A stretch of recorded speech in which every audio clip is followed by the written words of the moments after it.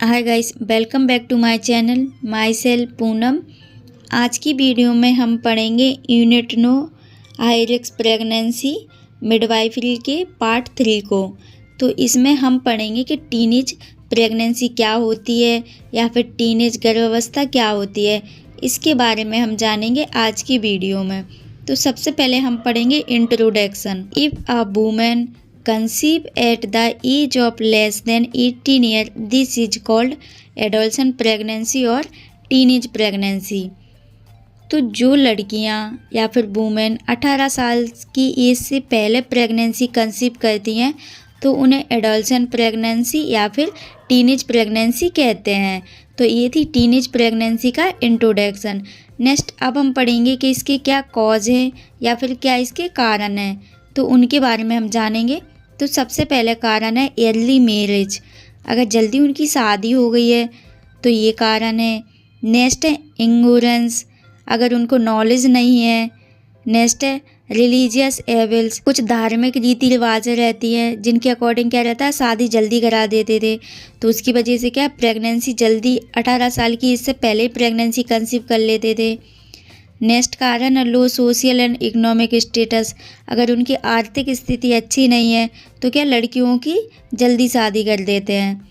Next कारण है rape victim, अगर किसी लड़की का रेप हुआ है तो उसकी वजह से कि भी क्या वो प्रेगनेंसी कंसीव कर लेती है। तो ये हमारे थे कारण, इनकी वजह से क्या टीनेज प्रेगनेंसी होती है। नेक्स्ट अब हम पढ़ेंगे कि टीनेज प्रेगनेंसी हो रही है तो उसकी क्या कॉम्प्लिकेशंस हो सकती हैं या फिर प्रॉब्लम्स आ सकती हैं, तो हम उनके बारे में जानेंगे। तो पहली है ब्लड डेफिशिएंसी, क्या बॉडी में क्या ब्लड की कमी हो सकती है। नेक्स्ट है premature rupture of membrane. Next है प्रीमेच्योर डिलीवरी क्या 9 मंथ से पहले ही हो जाएगी, बच्चा क्या प्रीमेच्योर रहेगा, वीक रहेगा।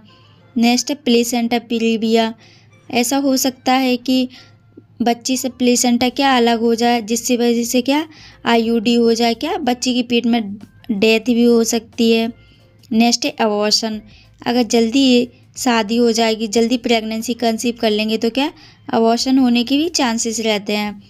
नेक्स्ट है लॉन्ग डिलीवरी पीरियड।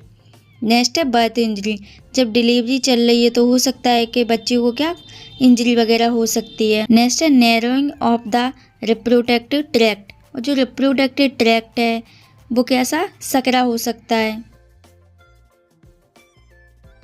नेक्स्ट कारण है मेंटल डिसऑर्डर, जैसे कि सुसाइडल अटेम्प्ट, डिप्रेशन ईटीसी। तो ये हमारी थी कॉम्प्लिकेशंस।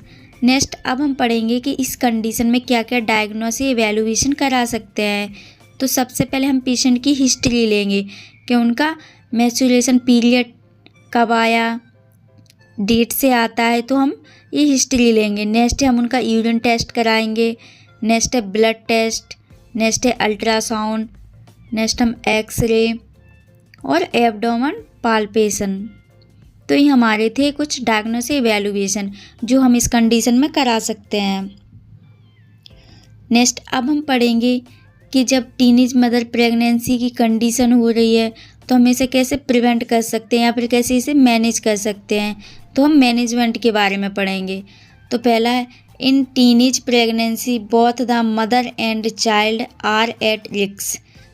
टीनेज प्रेगनेंसी कंसीव की है तो इसमें माँ और बच्चे के लिए दोनों के लिए क्या रिस्क हो सकता है। Hence prevention of this situation is necessary, और इस सिचुएशन को क्या प्रिवेंट करना चाहिए। नेक्स्ट है girls should be explain the harm of teenage pregnancy, और गर्ल्स के लिए एक्सप्लेन मतलब बताना चाहिए कि टीनेज प्रेगनेंसी के क्या क्या नुकसान हैं उनके बारे में।